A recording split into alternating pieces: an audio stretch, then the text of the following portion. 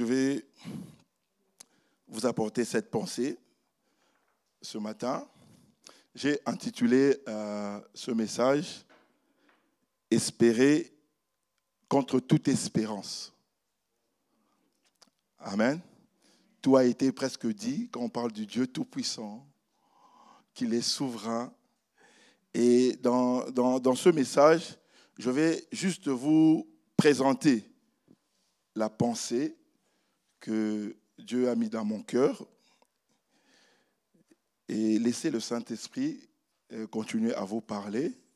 Et l'objectif de ce message, c'est simple, c'est juste pour consolider notre foi. Pour que, comme disait le pasteur, nous ne puissions pas nous arrêter, mais continuer, aller jusqu'au bout. Et après, on va prier selon ce que l'Éternel a mis dans mon cœur. Mais je vais d'abord vous présenter la pensée. Romains chapitre 4, verset 18, dit ceci.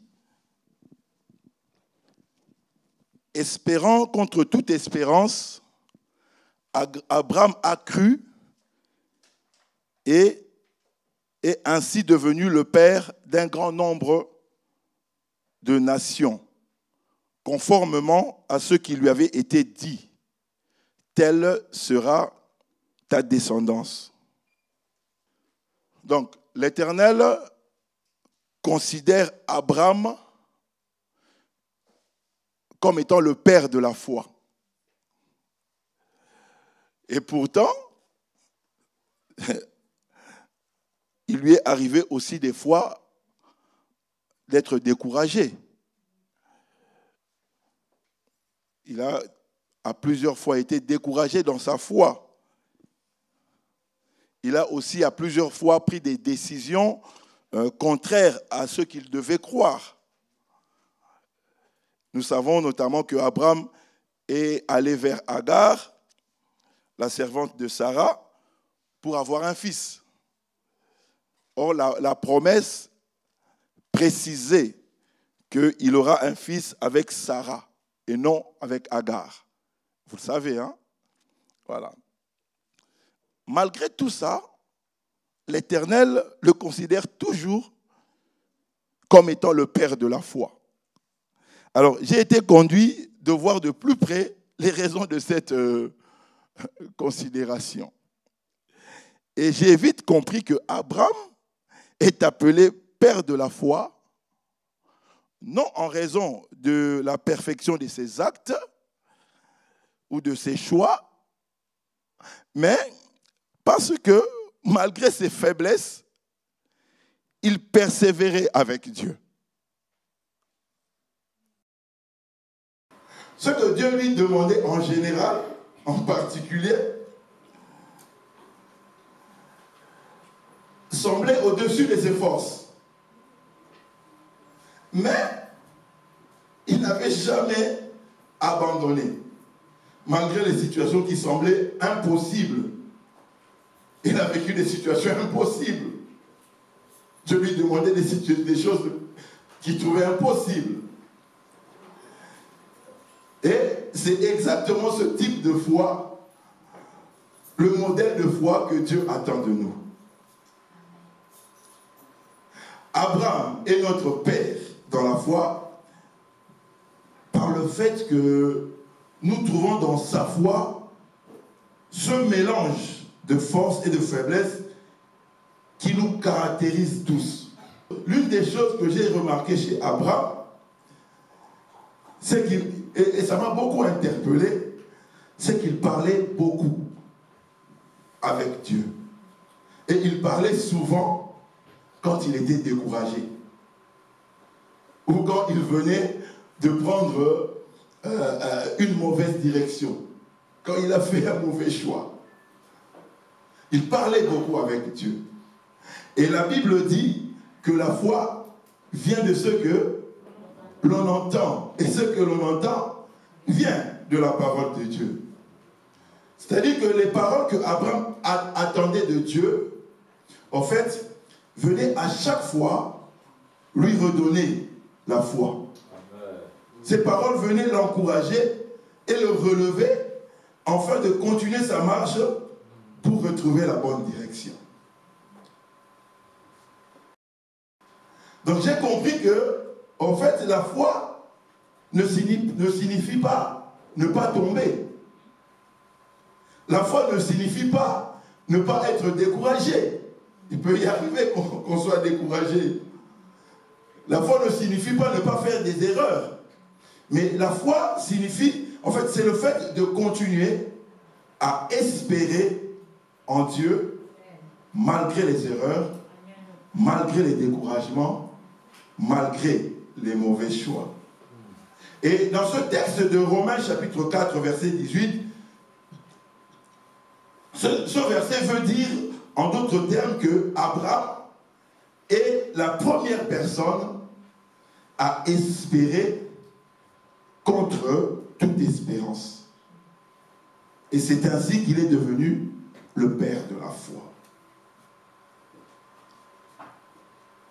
Et espérer contre toute espérance, je ne sais pas si vous comprenez qu'est-ce que ça signifie.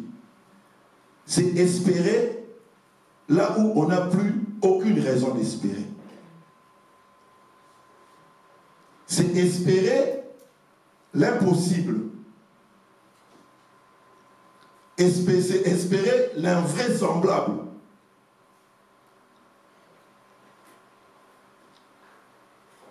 Espérer contre toute espérance, c'est espérer là où la loi humaine déclare que rien ne peut encore advenir.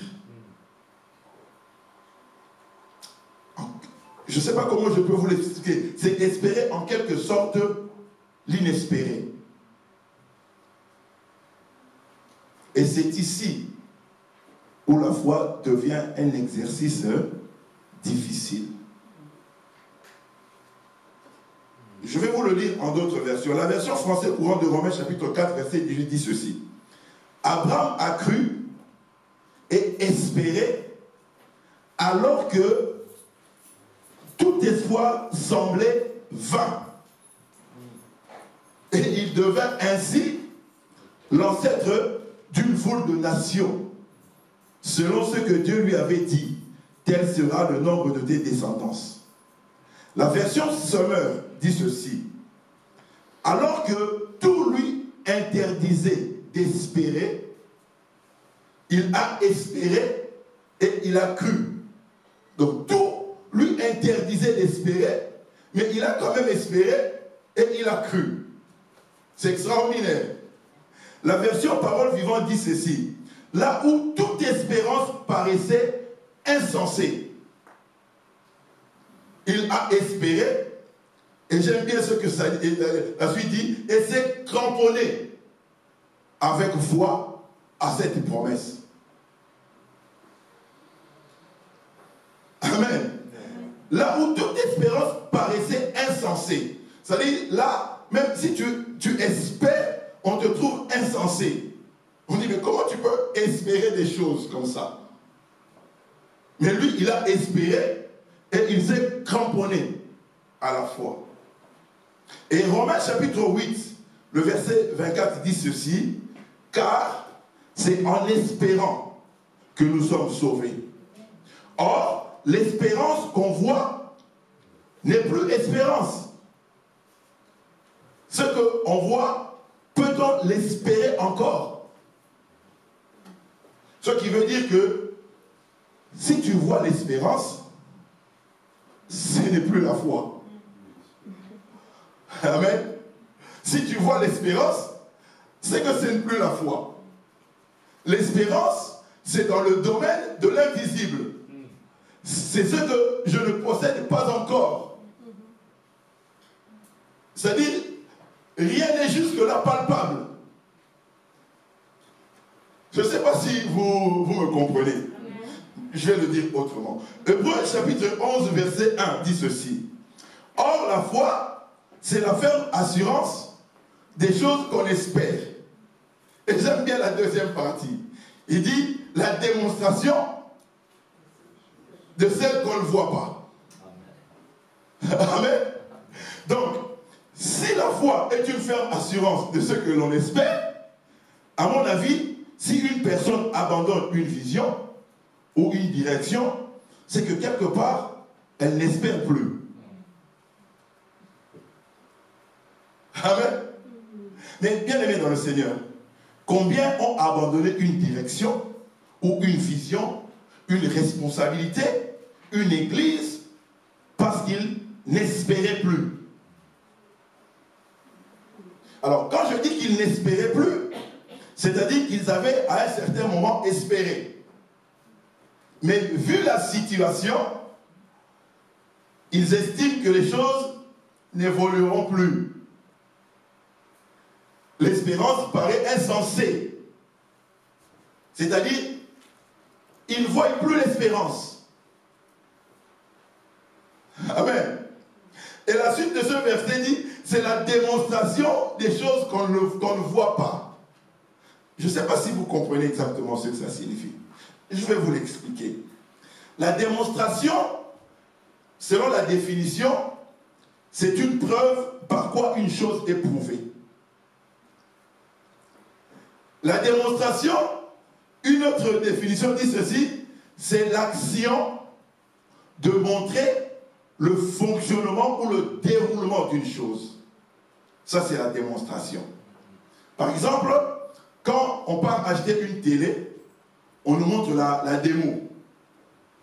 C'est-à-dire, on voit comment la télé fonctionne, on explique comment ça marche. Il faut appuyer comme ça, il faut faire les chaînes. Donc déjà, dans le magasin, on te montre la démonstration, la démo, comment elle fonctionne. Et quand tu rentres chez toi, tu n'es pas étonné, parce que tu connais déjà comment ça fonctionne, tu as déjà vu. Donc il faut brancher la prise, il faut chercher les chaînes, il faut, voilà. Et directement, il y a les chaînes qui sont là, donc tu n'es pas étonné. Pourquoi? Parce que tu sais que ça va marcher, tu as déjà vu la démo. Et c'est pareil avec la foi. Dans la foi, bien aimé dans le Seigneur, il y a une démonstration des choses, mais que l'Éternel rend invisible. C'est-à-dire, il ne veut pas que l'on voit ce qui se passe. Amen. Mais il y a des choses qui se passent. Mais il ne veut pas que nous puissions le voir. J'aime bien ce qui se passe dans 2 Rois chapitre 6, verset 15. L'Éternel, là, il va faire une démonstration de foi aux serviteurs d'Élisée. Amen. Voilà ce que la Bible dit. Le serviteur de l'homme de Dieu, 2 Rois chapitre 6, 15, le serviteur de l'homme de Dieu se leva de bon matin pour sortir de la ville. Et il vit qu'une troupe la cernait avec des chevaux et des chars. Il dit alors à l'homme de Dieu, « Ah, mon Seigneur, comment ferons-nous » Il répondit, « N'aie pas peur, car ceux qui sont avec nous sont plus nombreux que ceux qui sont avec eux. Amen. Le verset 17, il dit, puis Élisée pria l'Éternel, pria, Éternel, ouvre ses yeux pour qu'il voie. L'Éternel ouvrit les yeux du serviteur et il vit la montagne pleine de chevaux et des chars de feu tout autour d'Élisée. Amen. Donc là, il y a une démonstration. Élisée, lui, il a la foi. Il n'a pas besoin de voir la démonstration. Amen. Alors, il demande que l'Éternel ouvre les yeux à son serviteur. Est-ce que son serviteur était aveugle? Non. Mais sa vue était limitée au naturel. Amen. Et là, c'est la démonstration visible des choses invisibles de la foi. Parce que l'Éternel, là, il montre au serviteur d'Élisée le fonctionnement invisible de la foi. Ce que nous ne voyons pas dans la foi, mais qui est réel.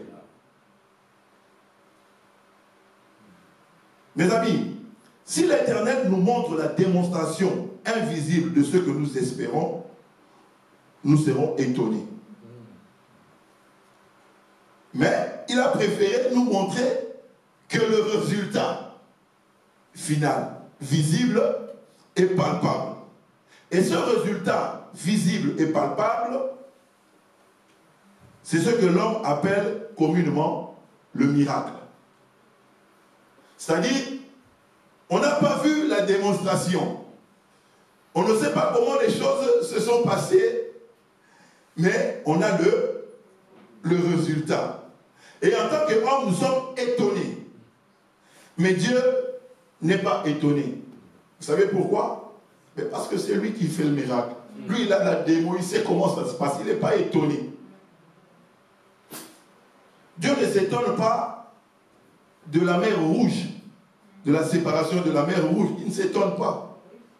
Il ne s'étonne pas de la résurrection de Lazare. Il ne dit pas, tiens, il n'est pas en train de se réjouir, il dit, tiens, j'ai fait des miracles, mais la séparation de la mer Rouge, ça c'était... Non, il ne s'étonne pas, c'est naturel pour lui. Il n'est pas étonné.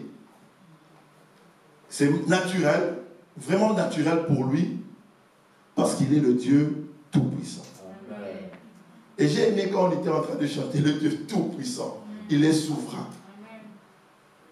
Et Marc chapitre 10, 27, il dit, Jésus le regarda et dit, ô hommes, aux hommes, cela est impossible, mais non à Dieu, car tout est possible à Dieu. Et Jérémie 32, 27, il dit, c'est moi qui suis l'Éternel, le Dieu de toute création. Y a-t-il quoi que ce soit de trop difficile pour moi? À la lecture de ces textes, nous comprenons que certaines choses sont difficiles et même impossibles à l'homme. Mais que rien n'est difficile ou impossible à Dieu. Ce que l'homme trouve difficile, c'est facile pour Dieu. Ce que l'homme trouve impossible, c'est possible pour Dieu. Ce que l'homme trouve surnaturel, c'est naturel pour Dieu. Ce que l'homme appelle miracle, c'est normal pour Dieu. Et j'aimerais vous donner un peu...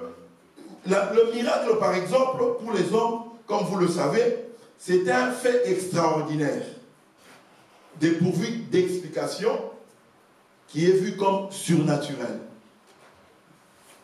Mais le miracle pour Dieu, c'est premièrement un message qu'il adresse à l'homme pour lui exprimer l'efficacité et l'autorité de sa parole. Amen. Donc le miracle pour Dieu, c'est l'expression de sa bonté divine et de sa puissance. Mais je vais dire vite fait 2 ou 3 petites choses sur le miracle pour une bonne compréhension de la suite du message. Et j'ai essayé de regrouper à ma manière le miracle en deux groupes. Le premier groupe, les œuvres que j'appelais providentielles. Et le deuxième, c'est les œuvres qu'on appelle, les miracles qu'on appelle les œuvres surnaturelles. Alors, les miracles providentiels, c'est quoi? C'est le fait que Dieu, en tant qu'ordonnateur de toutes choses, par sa bonté divine, il décide de s'exprimer de façon particulière en passant par les lois de la nature. Il passe par les règles et les principes qu'il a mis en place pour accomplir ou intervenir sur certaines choses dans l'humanité. C'est-à-dire que dans une œuvre providentielle ou dans un miracle qu'on appelle providentiel, il y a une partie du miracle qui peut s'expliquer par des principes humains. Et l'autre partie qui reste toujours inexplicable. Je prends par exemple l'exemple de la naissance d'Isaac. L'Éternel avait promis de donner un enfant à Abraham et Sarah, ce qui n'était plus humainement possible compte tenu de leur âge avancé. Mais Dieu décide quand même de leur donner un enfant malgré leur âge avancé. Et vous allez remarquer que l'Éternel respecte les règles naturelles. C'est-à-dire 9 mois de grossesse pour Sarah avant d'enfanter. Ce qui semble normal pour l'homme. Donc il n'y a pas de souci sur ce point-là. Elle est enceinte 9 mois. Ok. Mais de l'autre part, il y a une chose que l'on ne comprend pas. C'est que comment une femme en ménopause, un homme en andropause peuvent avoir un enfant. Et ici, même les médecins auront du mal à l'expliquer. Amen.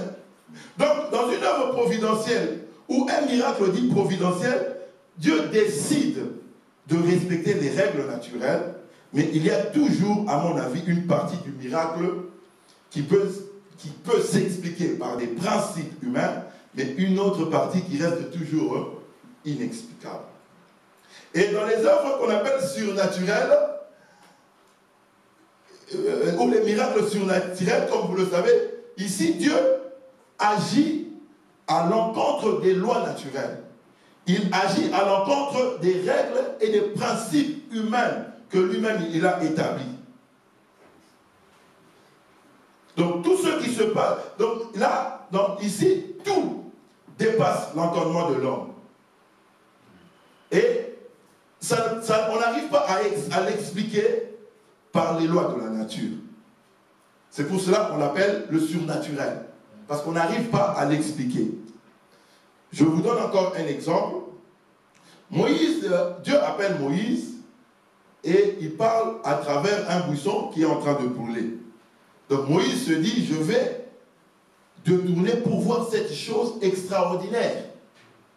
Il se pose la question, pourquoi le buisson est en train de brûler pas? À la base, selon les principes établis par Dieu, le feu doit consumer ce buisson. Mais en tout cas, jusqu'à aujourd'hui, personne ne peut expliquer pourquoi le buisson ne se consumait pas. Donc on n'arrive pas à l'expliquer. Voilà les deux types de miracles.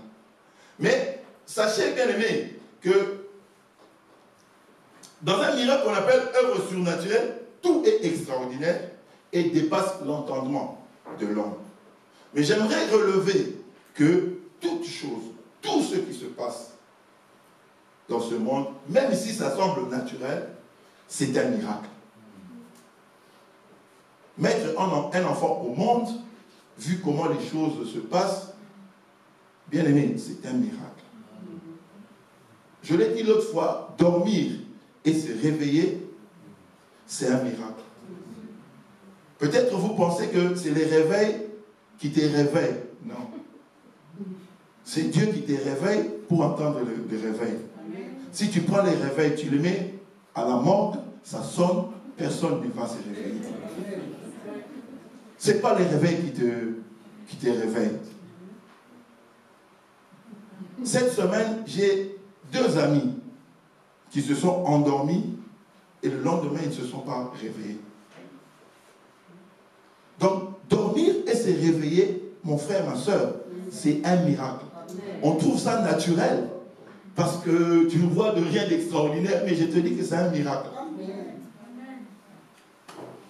Amen. Et des fois, on pense que si on voit le miracle, le surnaturel, on va croire. Mais la plupart des hommes ont vu des miracles, mais ils n'ont pas cru. Ils ont vu des guérisons, ils ont vu des choses surnaturelles. Mais malgré cela, ils n'ont pas eu la foi en Dieu. Ils n'ont pas cru en Dieu. Vous savez pourquoi? Parce que la Bible dit, la foi ne vient pas de ce que l'on voit. La foi vient de ce que on entend. Et Abraham, lui, il écoutait beaucoup Dieu. Amen. Alors, quand la Bible dit que Abraham a espéré contre toute espérance et est devenu le père de la foi, cela veut dire, à mon avis, qu'il venait finalement de comprendre que Dieu est le Tout-Puissant. Je vais vous expliquer pourquoi je dis cela. Abraham venait de comprendre que Dieu est le Tout-Puissant.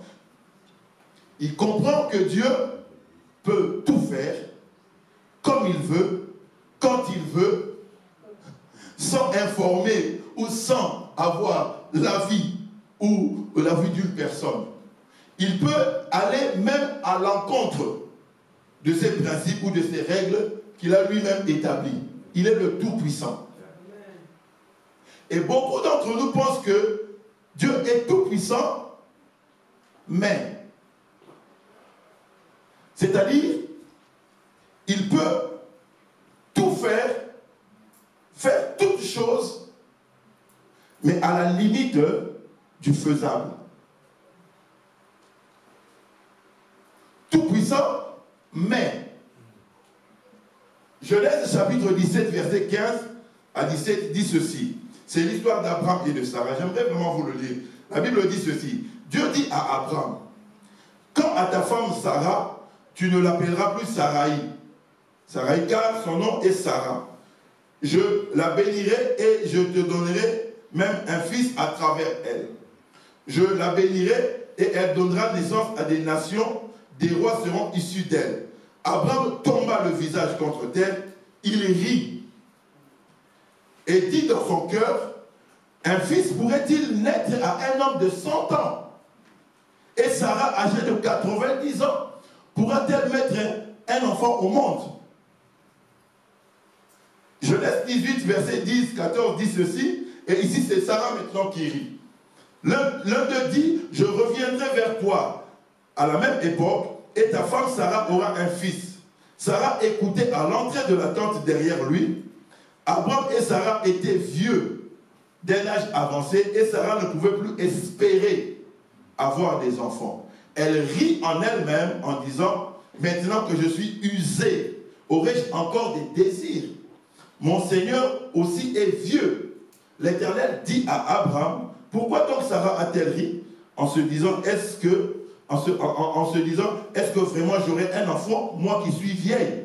Y a-t-il quoi que ce soit d'étonnant de la part de l'Éternel?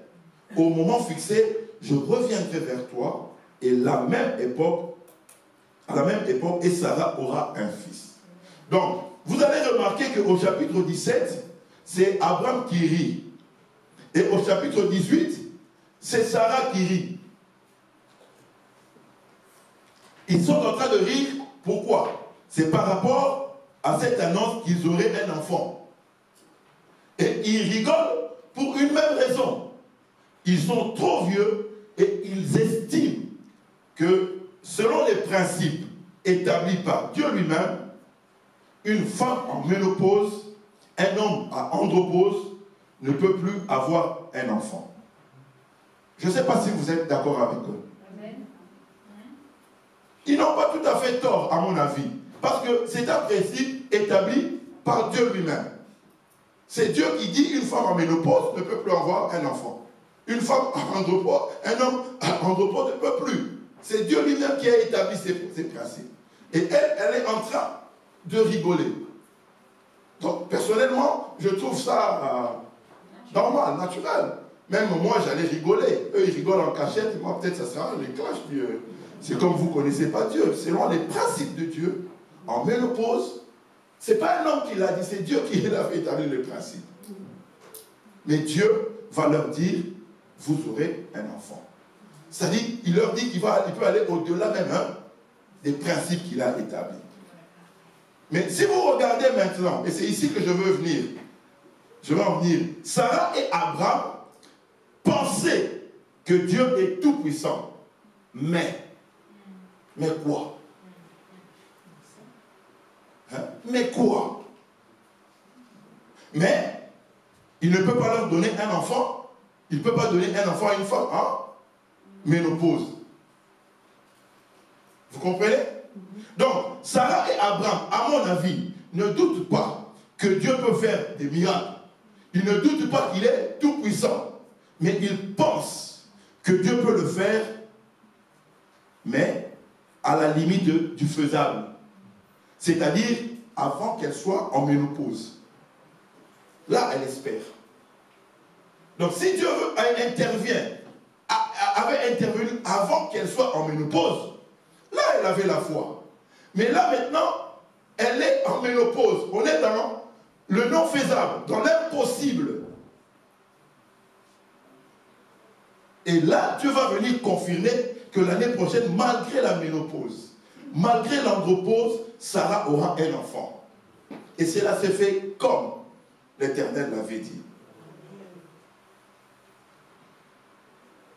Donc, je vais vous expliquer autrement. J'ai été conduit pour vous expliquer cela. Je vais relever deux types de foi, à ma façon, pour que vous puissiez comprendre. Une foi que j'appelle la foi classique. C'est moi-même qui choisis les termes. Et une foi que j'appelle une foi particulière. La foi classique, c'est quoi? C'est cette foi que tout chrétien a en Dieu quand on est encore dans le faisable, dans le possible. Donc avant la ménopause, Sarah espère que Dieu pouvait lui donner un enfant. Mais après la ménopause, donc quand tout va bien, quand on est encore jeune, on espère qu'on va se marier. On espère qu'on aura des enfants. Là, c'est quand on est encore jeune. Mais quand maintenant on a 83 ans, là, on n'a plus l'espoir. Donc, on espérait dans le faisable. Et ça, j'appelle ça la foi classique. C'est-à-dire quand on a encore la lumière d'une espérance, là, on espère. On est encore dans le faisable. Mais quand on n'est plus dans le faisable, là, ça devient compliqué. Et la foi particulière, c'est celle que l'on espère contre toute espérance. C'est-à-dire quand tout ne va pas bien. Et ici, on est dans le domaine du non faisable, dans le trop tard. Trop tard pour l'homme, mais pas trop tard pour Dieu. Et c'est par cette foi particulière que Abraham est devenu le père de la foi. Je vais vous l'expliquer autrement. Je vous ai dit que je suis venu juste pour prier, mais je vais vous donner la pensée avant de prier. Un jour, Marie et Marthe ont perdu leur frère Lazare. Donc ils ont appelé Jésus pour venir guérir leur frère. Jésus-Christ est venu 3 jours après. Leur frère est mort. Quand Jésus est venu 3 jours après, Marthe et sa sœur sont en train de lui dire, notre frère est mort. Si tu étais venu avant, tu allais faire quelque chose pour lui. Ça veut dire que tu es tout puissant Mais quoi? Mais quoi? Donc vous comprenez que Marie et Marthe espèrent au Dieu Tout-Puissant. Ils espèrent que Dieu peut intervenir, mais à la limite du faisable. C'est-à-dire qu'avant que leur frère meure, c'est-à-dire pendant qu'il est malade, là ils espèrent. Mais quand leur frère est mort, là il n'y a plus d'espérance.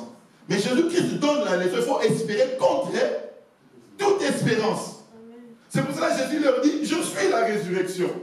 Parce que Marie pense que Dieu est tout puissant, il va ressusciter, mais à la résurrection. Jésus lui dit, je suis la résurrection.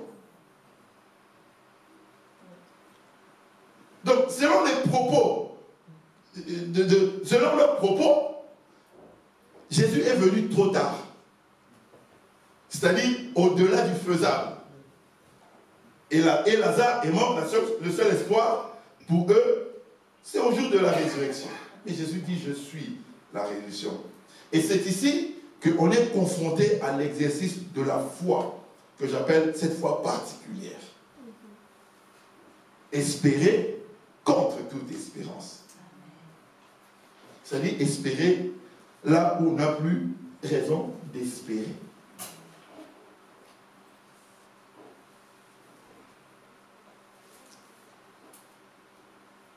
C'est comme quand une personne est malade. Vous savez, quand une personne est malade, on part prier. On continue à prier pour lui. D'accord? Pourquoi? Parce qu'on espère que Dieu va le guérir. Et quand il meurt, est-ce qu'il y a quelqu'un qui entre en retraite ou bien qui jeûne pour qu'il puisse ressusciter? Pourquoi? Donc on espère que pendant qu'il est malade, Dieu peut intervenir. Et quand il est mort, Dieu ne peut pas intervenir. Donc notre espérance est limitée au faisable. Au faisable. Et là, Jésus-Christ est en train de démontrer, quand je parle d'espérer contre toute espérance, il est en train de démontrer qu'il est le Dieu Tout-Puissant. Il faut que nous ayons cette foi particulière de temps en temps dans notre vie. Je vais le dire autrement. Un jour, il y a un monsieur qui s'appelle Jairus. Il est venu trouver Jésus-Christ. Quand il est venu trouver Jésus-Christ, pourquoi? Sa fille était malade. Jésus-Christ a accepté. Donc ils sont en train de partir pour guérir. Chemin faisant, on vient venir dire à Jairus que n'importune plus le maître. Pourquoi? Ta fille est morte. Vous comprenez? Ça, j'appelle ça la foi classique. C'est-à-dire, les serviteurs pensaient que Jésus-Christ est tout puissant, mais qu'il pouvait intervenir à la limite du faisable. C'est-à-dire, pendant que l'enfant était encore mort, vivante. Mais comme elle est morte, on dit quoi? Laisse tomber. N'importune plus le maître. Donc ça dit que c'est fini. Mais Jésus-Christ dit à Jairus, il dit, ta fille dort, je vais aller la réveiller. Pourquoi? Parce que lui, il est le Tout-Puissant. Il est le Tout-Puissant.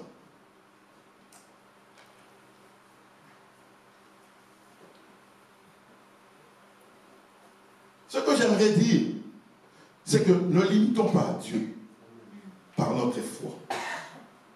Par notre foi que j'appelle classique. Je dis comme ça pour qu'on puisse comprendre. C'est-à-dire quand on est dans le faisable, Dieu est le Tout-Puissant. Il peut faire comme il veut. Il peut aller au-delà de ses principes. Il peut aller au-delà de ses règles. C'est lui qui décide. Et un jour, dans Luc chapitre 7, Jésus arrive dans une ville naïve. Là, il y a une femme, une veuve dans la ville qui venait de perdre son fils. Et sur le chemin de l'enterrement, le cortège se croise avec Jésus-Christ. Vous comprenez? Vous connaissez l'histoire? Mais remarquez que personne, bien aimé, ne prend l'initiative de demander à Jésus d'intervenir. Personne en faveur du mort. Pourquoi? Parce que pour eux, tout est déjà consommé. Personne ne demande. Mais le Dieu Tout-Puissant, il est là. Jésus est là. Il dit, je suis, je peux tout, je suis. Mais personne ne lui demande. Parce que là, on est dans l'inespérable, dans l'impossible. Personne n'espère contre toute espérance. Et vous connaissez la suite, c'est que Jésus, ému de compassion, il prend lui-même l'initiative de ressusciter l'enfant. Parce qu'il est le Dieu Tout-Puissant. Dans tous ces exemples que je viens de vous donner, vous allez remarquer que par la foi classique, l'homme se limite lui-même en face de certaines réalités à la limite du faisable. Or, l'Éternel est tout-puissant. Il peut faire les choses au-delà du faisable. Et quand on parle du Dieu tout-puissant, on ne peut pas ajouter mais. Mais quoi? Il est tout-puissant, mais quoi? Il ne peut pas ressusciter un mort. Il est tout-puissant, mais quoi? Il ne peut pas donner un enfant à une femme qui est en ménopause. Il est tout-puissant, mais quoi? Quand on parle du Dieu tout-puissant, on ne met pas mais. Ne mets pas mais, enlève le mais. Quand tu parles du Dieu tout-puissant, enlève le mais. Il est tout-puissant, mais enlève le mais. Tu peux ajouter le mais quand tu parles du Dieu bon. Ah, là, tu peux dire, Dieu est bon, mais dans sa bonté, il respecte les principes et les règles qu'il a établies pour tout le monde.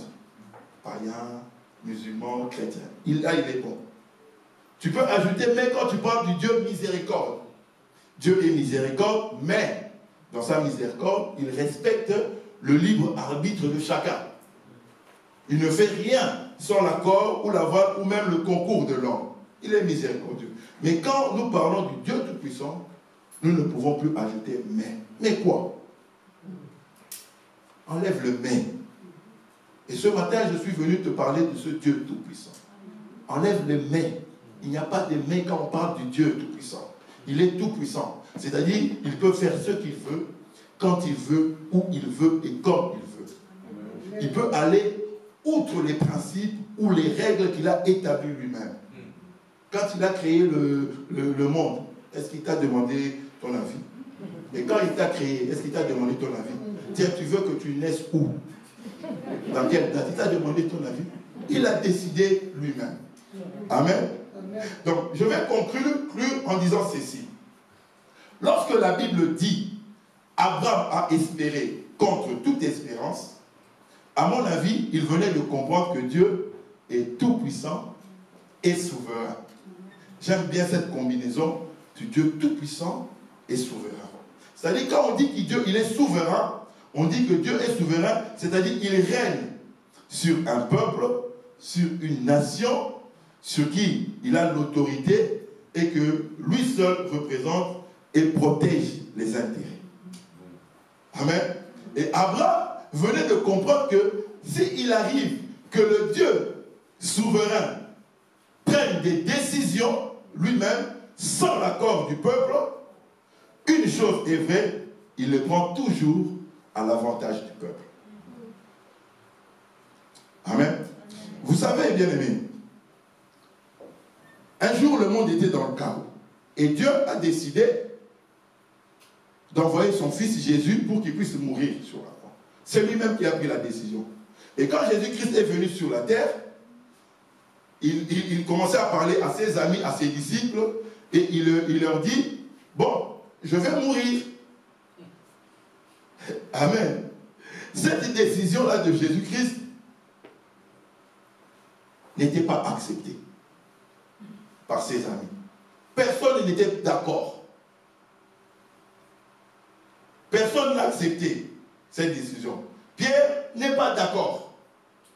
La mère de Jésus, n'en parlons pas, il n'est pas aussi d'accord. Les disciples ne sont pas d'accord.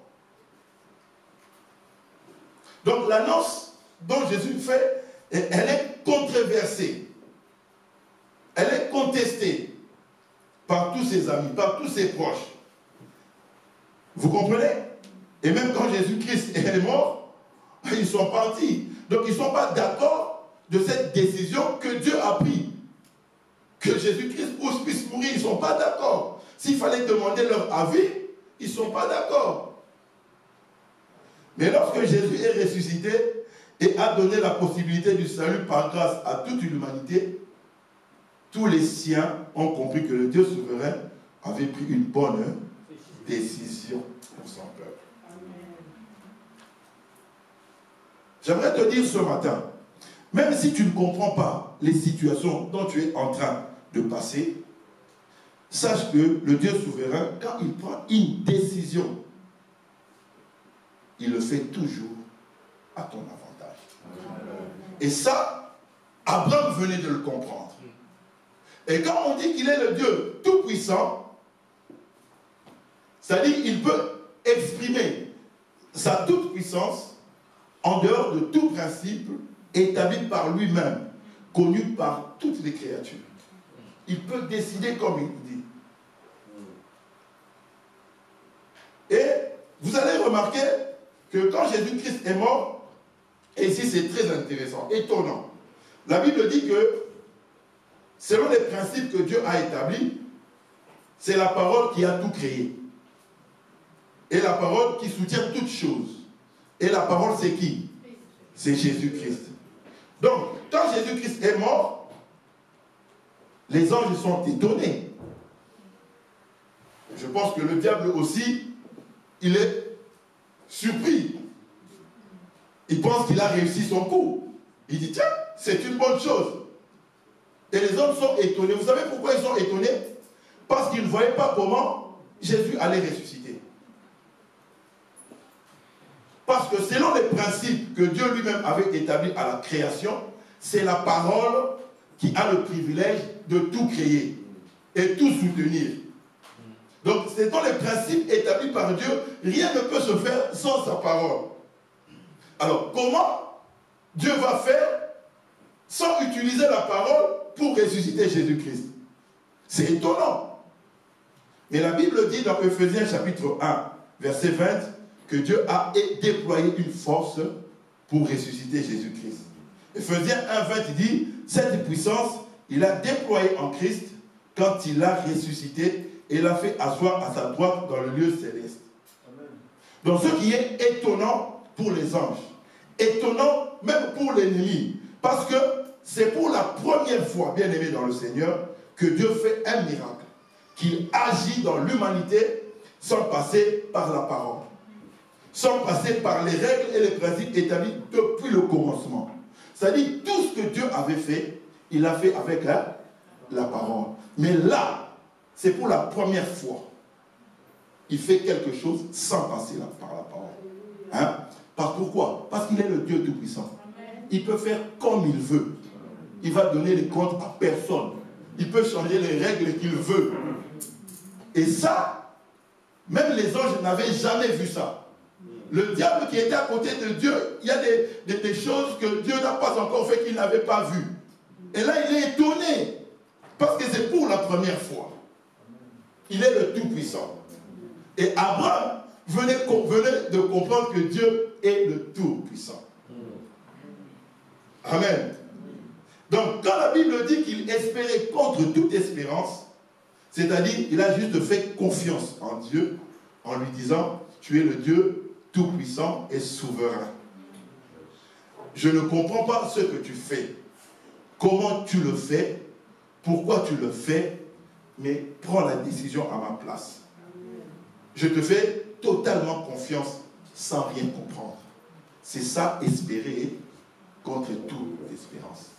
Tu ne comprends pas comment, pourquoi, quand. Mais tu lui fais juste confiance. Tu dis, je ne sais pas, Seigneur, pourquoi tu fais ça? Pourquoi je vis cette situation? Comment ça se passe? Je ne vois même pas comment je peux espérer. Mais je te fais confiance. Et Abraham a compris cela. Et ce qu'il a fait, il dit à Dieu, fais comme tu veux. Tu es le Dieu tout-puissant, tu es le Dieu souverain. Même si je ne comprends pas, même si je ne vois pas, toi-même prends les décisions pour ma vie. Et c'est ça, espérer contre toute espérance. Amen. Un jour, il y avait une femme qui avait 83 ans au Congo. Une femme, une chrétienne de vie modeste. Et un jour, à l'intercession, elle veut qu'on puisse prier pour elle. Donc il y avait 2 sœurs et le responsable. On l'appelle pour prier et on lui demande, 2 sœurs qui avaient 23, 24 ans, on lui demande, c'est quoi ton sujet de prière? Et la femme va dire, je veux que vous priez pour moi, pour que je me marie. À 83 ans. Les 2 jeunes filles qui étaient là, ils se regardaient. C'est encore, non, mais à cet âge-là. Et le responsable leur a dit, et si vous n'espérez pas, elle espère contre toute espérance. Donc vous espérez à 23 ans, 24 ans, vous pouvez, mais elle, à 83 ans, elle espère. On a prié pour elle et l'année prochaine, elle s'est mariée. Amen. Espérant contre toute espérance. Parce que Dieu est le Dieu tout puissant. Amen. Et ce matin, j'aimerais qu'on puisse prier. J'ai voulu juste vous exposer ça, vous le présenter, pour que vous puissiez comprendre que Dieu est le Dieu tout puissant.